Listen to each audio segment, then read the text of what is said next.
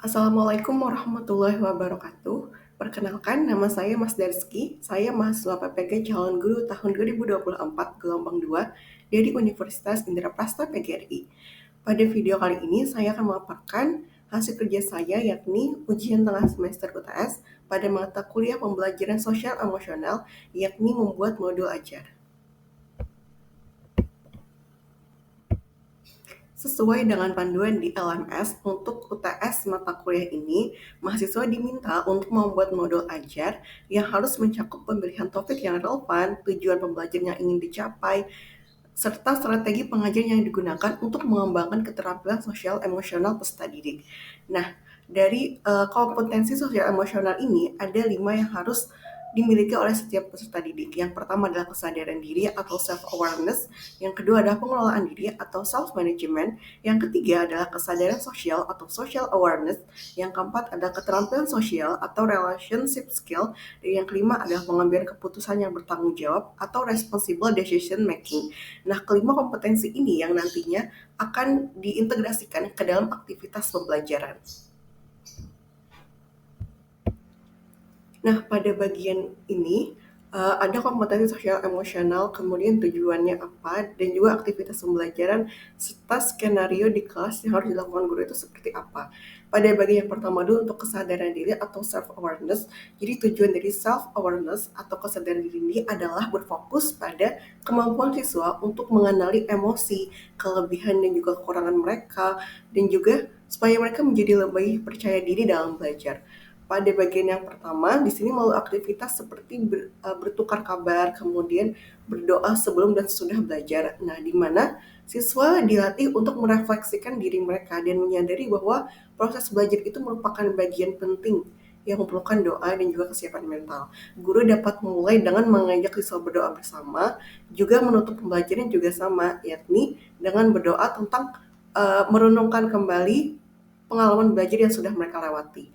Kemudian yang kedua adalah aktivitas lainnya di sini menjaga kebersihan lingkungan atau mengecek lingkungan di sekitar belajar mereka. Nah, ini bertujuan untuk menumbuhkan rasa tanggung jawab siswa terhadap ruang belajar mereka. Jadi, guru dapat memandu siswa untuk melihat apakah meja sudah bersih, apakah sampahnya sudah dibuang, atau alat tulis mereka sudah rapi begitu sebelum memulai pembelajaran. Untuk KSE yang kedua adalah pengelolaan diri atau self-management. Nah, tujuan dari self-management ini adalah untuk melatih siswa agar mampu mengelola emosi mereka, juga meningkatkan konsentrasi mereka selama pembelajaran. Nah, salah satu aktivitas yang direkomendasikan untuk pengelolaan diri ini adalah latihan mindfulness atau pernapasan dan juga relaksasi. Skenario di kelasnya bisa dilakukan seperti sebelum memulai pembelajaran, guru dapat memandu siswa untuk menarik nafas dalam-dalam, menahan lalu menghembuskan kembali guna membantu siswa untuk merasa tenang dan juga siap belajar. Selanjutnya yang ketiga adalah kesadaran sosial atau self-awareness. Nah, jadi kompetensi ini sebenarnya berfokus pada kemampuan siswa untuk memahami perasaan dan juga kebutuhan orang lain. Contoh aktivitas yang pertama adalah menyampaikan teman yang tidak hadir. Tujuannya adalah agar mahasiswa ini agar mereka peduli terhadap sesama. Jadi skenario di kelasnya, guru dapat mengajak siswa untuk mendoakan teman yang tidak hadir agar mereka merasa sama-sama diperhatikan begitu.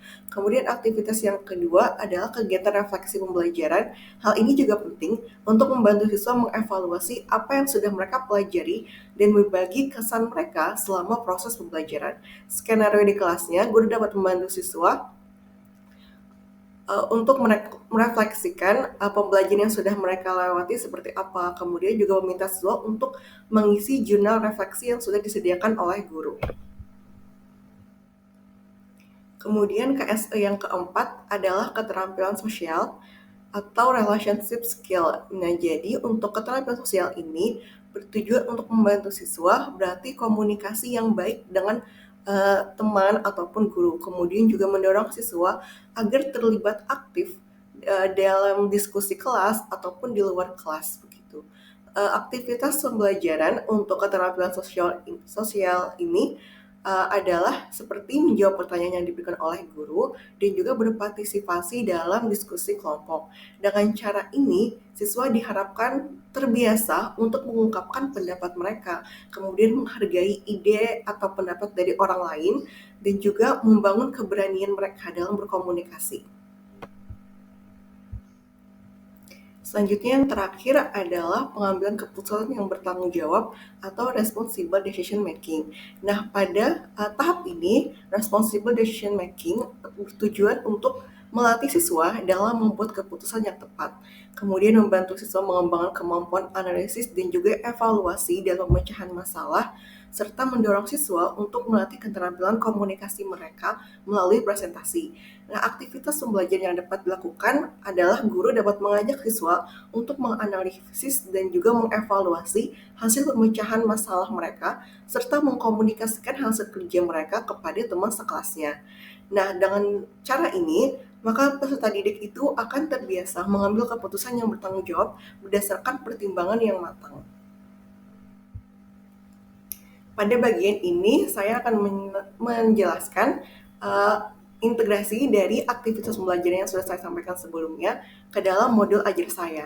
Nah, untuk informasi umum, di sini ada identitas modul, kemudian ada kompetensi awal, kemudian profil pelajar Pancasila, capaian pembelajaran pemahaman fisika, dan juga sarana dan prasarana. Pada modul ajar ini, saya mengambil materi energi terbarukan pada subtopik potensi energi terbarukan, yakni untuk satu pertemuan.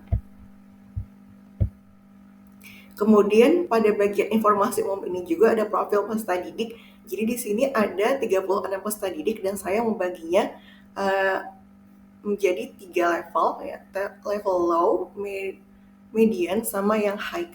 Nah, model pembelajaran yang digunakan adalah problem-based learning dengan pendekatan teaching at the right level dan terintegrasi dengan social emotional learning.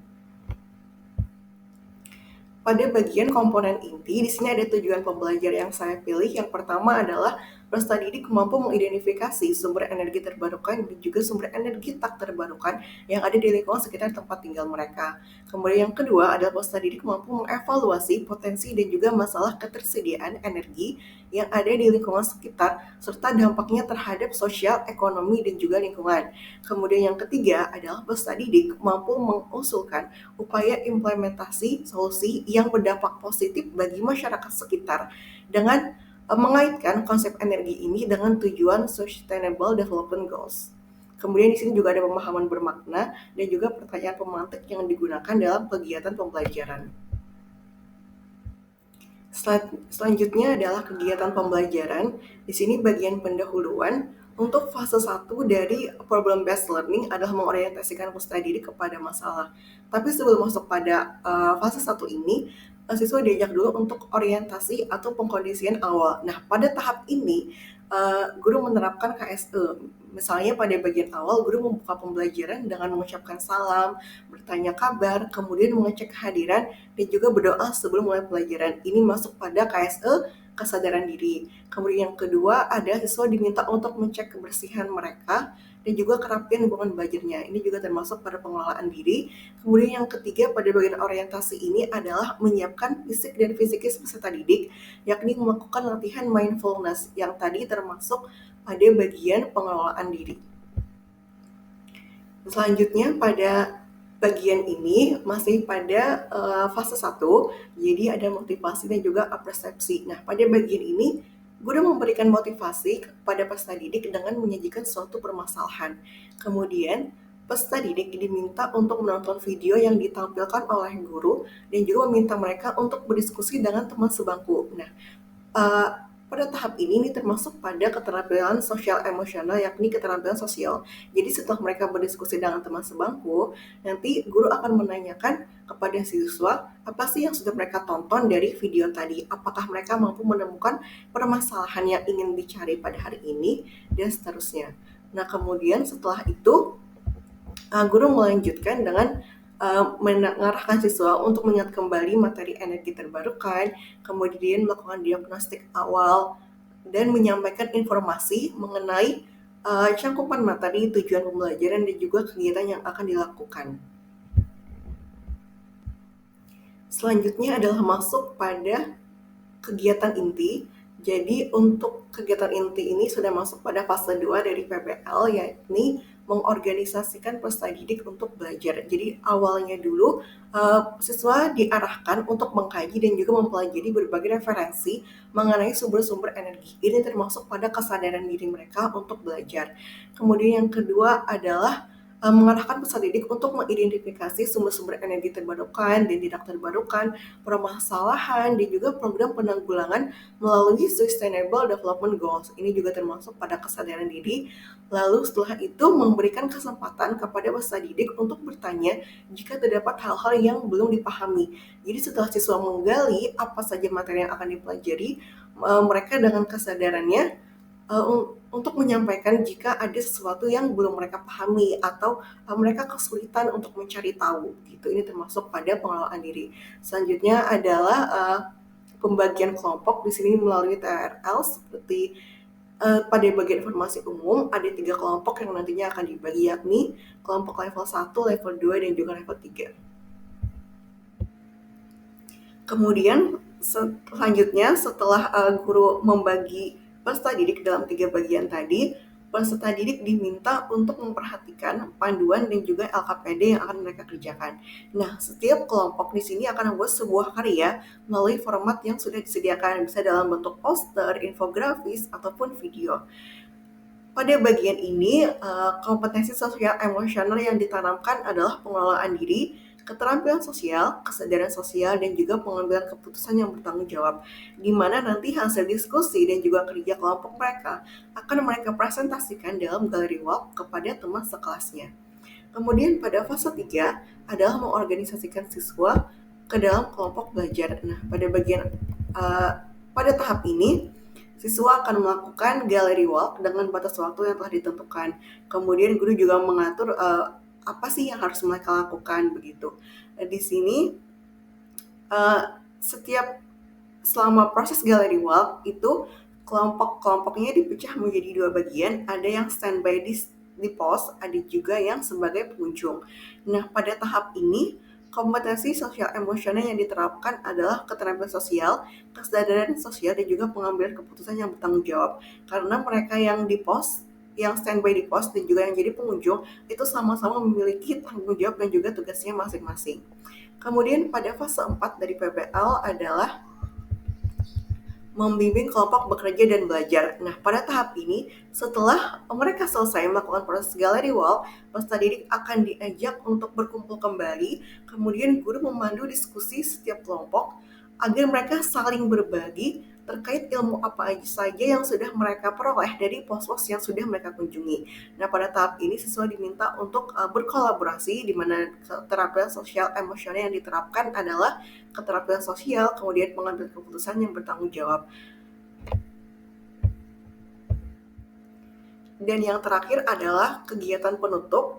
Di sini ada fase yang kelima dari PBL, yakni menganalisis dan juga mengevaluasi proses pemecahan masalah. Nah, setelah siswa tadi berdiskusi dalam kelompoknya, kemudian mereka akan menyampaikan apa yang sudah mereka peroleh, kemudian mereka juga akan melaksanakan kuis mandiri. Kemudian setelah itu peserta didik akan mengevaluasi dan juga merefleksikan proses belajarnya. Nah, pada tahap ini, kompetensi sosial emosional yang diterapkan adalah kesadaran sosial, di mana peserta didik diajak untuk merefleksikan pengalaman belajar yang sudah mereka jalani dan juga mengisi jurnal refleksi yang sudah disediakan oleh guru. Kemudian setelah itu, guru menutup pembelajaran dengan doa, mengucapkan syukur, dan juga salam. Nah, di sini keterampilan sosial emosional yang diterapkan adalah kesadaran diri. Nah, pada modul ini juga dilengkapi dengan asesmen atau penilaian yang akan dilakukan guru selama proses pembelajaran. Ada 2 jenis penilaian yang digunakan dalam modul, yakni asesmen diagnostik. Untuk aspek penilaiannya ada asesmen awal atau kognitif tadi di awal pembelajaran, kemudian instrumen penilaiannya seperti latihan soal dan juga lembar penilaian dari asesmen diagnostik. Kemudian yang kedua adalah asesmen formatif, di mana untuk aspek penilaiannya, pertama adalah kompetensi sosial emosional, sedangkan instrumen penilaiannya adalah melalui lembar observasi dari KSE sendiri. Kemudian aspek penilaian lain adalah penilaian seperti kognitif, keterampilan, dan juga sikap. Kemudian ada diskusi, presentasi, dan juga unjuk kerja. Nah, instrumen penilaiannya dalam bentuk LKPD dan juga rubrik penilaian dari diskusi, presentasi, dan juga unjuk kerja.